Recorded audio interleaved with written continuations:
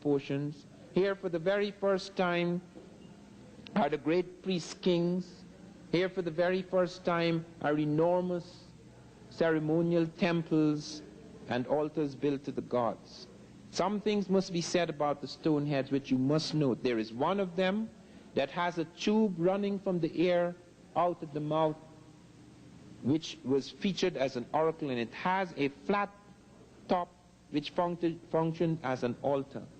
This is very important because it is that kind of oracular thing that was found in Egypto-Nubian period. In order for the priest kings of the Egyptians to hold the world together, which was being torn apart. The Bible describes Egypt at that time like it describes the great factions and frictions in Egypt at that time. They speak of it as some sort of a torn nation.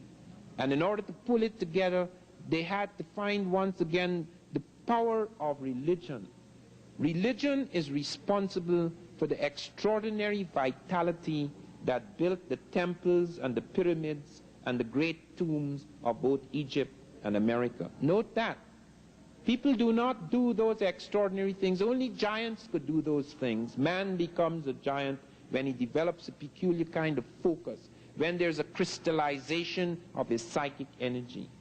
In civilizations that are highly fragmented, that have lost all their certitudes and cannot find again any kind of certitude and focus and power, the tremendous capacity to have the consciousness to operate as a giant is lost.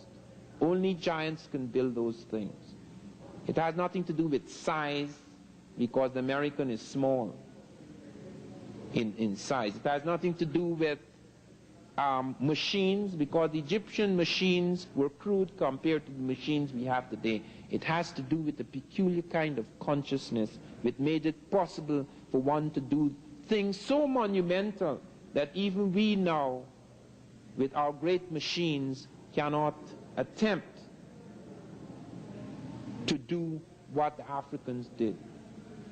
It is so extraordinary that just a few years ago, the American government sent out a team to study how the Egyptians moved heavy objects across the sand. And in spite of all of our technology, when one of the great nuclear things with nuclear reactors were being moved across the deserts at Gary, they used the identical method the ancient Egyptians used. This is the high technology, the 20th century, looking for a method that was the most practical and efficient method for moving a heavy object across the sands. So you're not dealing here with primitives, in spite of the ancient nature, in spite of the time, the prehistoric time of these cultures and civilizations. You're dealing with highly sophisticated people, a state of mind, a consciousness that made it possible for this extraordinary leap to occur. And the peculiar thing about the Olmec is that that leap occurs with all the Egyptian elements in it. It had its own native elements. It had its jaguar. The jaguar is not Egyptian. Nobody in Egypt or Nubia has a jaguar that they worship. There's a little cat cult in Nubia which I noted, but it's not equivalent at all to the great jaguar which prowled the swamps of the Olmec.